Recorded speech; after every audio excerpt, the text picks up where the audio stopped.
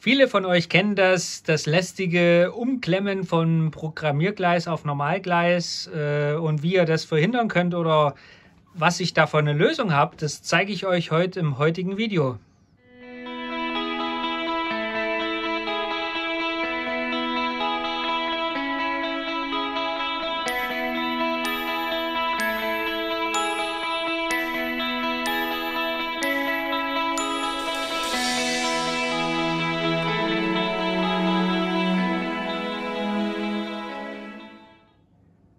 Hallo liebe MOBA-Freunde, jeder von euch kennt es ja während der Umbau- oder Bauphase, dass man halt Module wieder aufs Programmiergleis umklemmen muss.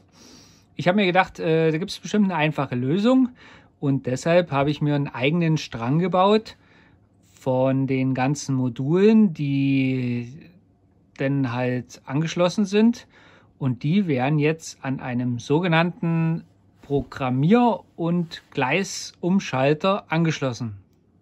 Im Prinzip geht das eigentlich ganz einfach. Man braucht eigentlich nur einen Doppelwechselschalter. Ich habe mir jetzt mal einen von Busch und Jäger besorgt. So schaut das Modell aus. So, schauen wir uns das Ganze mal an. Also das ist die momentane Situation, die eigentlich fast jeder von uns hat. Wir haben unsere Zentrale, wenn es jetzt nicht diese Einsteigerversion immer ist, hat eigentlich jede Zentrale einen Hauptgleisausgang und einen Programmiergleisausgang. Wie gesagt, da fahren wir einfach parallel auf unser Gleis dazu. Wir haben unseren Decoder, den wir halt im Wechsel einmal auf unser Programmiergleis schalten und während des Betriebes dann natürlich wieder auf unser Hauptgleis legen. So, ich bin jetzt natürlich ein Fan vom Programmiergleis, weil du kannst natürlich die ganzen Sachen etwas filigraner ansteuern. Du kannst natürlich auch bestimmte Geräte mal auf Werkseinstellungen zurücksetzen, was halt mit dem Hauptgleis eigentlich nicht so ganz funktioniert. Also das Programmiergleis hat für mich doch erhebliche Vorteile. Das Weitere ist natürlich, wenn ich eine Lok programmiere, dann muss ich sie zwangsläufig aufs Programmiergleis setzen, weil sonst muss ich meine ganzen Anlagen, alle Loks runtersetzen, weil sonst verstelle ich mir natürlich sämtliche Decoder.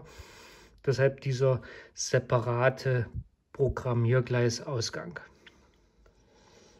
So, bei meinen Decodern ist es so, die haben ja zum größten Teil alle einen Programmierknopf. Deshalb habe ich einen extra Strang für die Signaleingänge für die Decoder verlegt. Das ist halt wichtig, das brauchen wir dann nämlich später, weil ich mache jetzt Folgendes. Ich nehme halt diesen Doppelwechselschalter und klemme ihn jetzt in diesen Strang hinein. Das heißt, ich verbinde einmal mein Programmiergleis und einmal mein Hauptgleis mit den Ausgängen eigentlich von dem Schalter, und am Eingang gehe ich dann quasi auf die Signaleingänge von meinen Decodern. Hat jetzt den Vorteil, ich habe mit einem Schaltvorgang kann ich jetzt wählen zwischen dem Programmiergleis oder dem Hauptgleis.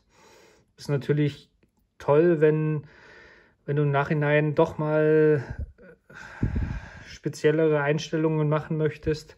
Ein Klick und die Decoder sind wieder auf dem Programmiergleis, und das geht wunderbar. Also wie gesagt, ich wollte es euch mal vorstellen, die Möglichkeit gibt es natürlich auch.